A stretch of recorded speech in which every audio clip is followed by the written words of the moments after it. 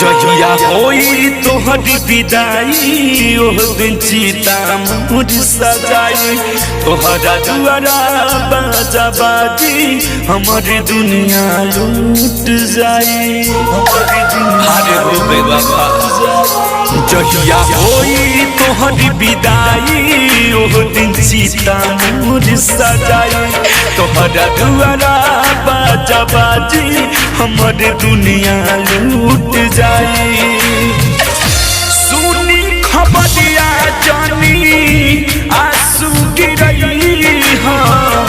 सुनी खबरिया जानी आंसू गिरई हाँ जवन बार माला पिया के पेन्हई हानु हो उहे लाश पर चढ़ई हो जवन बार माला पिया के पेन्हई हानु हो उ मोरा लाश पर चढ़ई हो डायमंड रिकॉर्डिंग स्टूडियो छौड़ा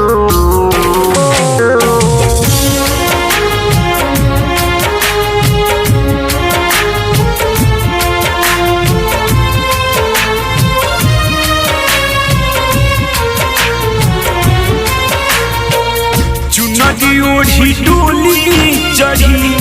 पिया घर जाइबू बन के तू मेहमान हो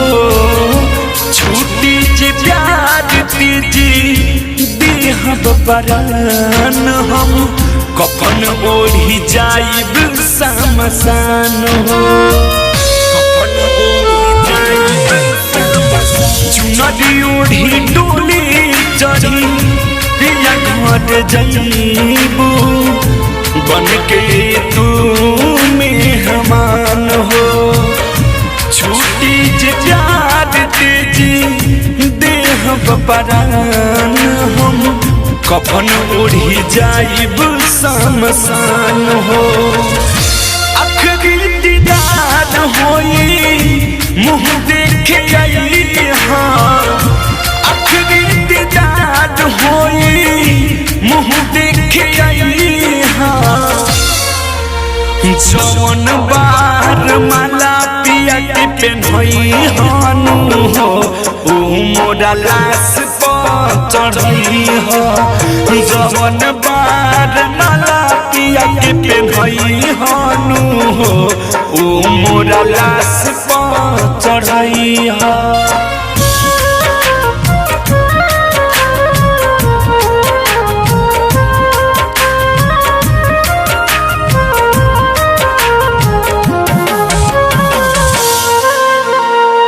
तोहर घर बस गइल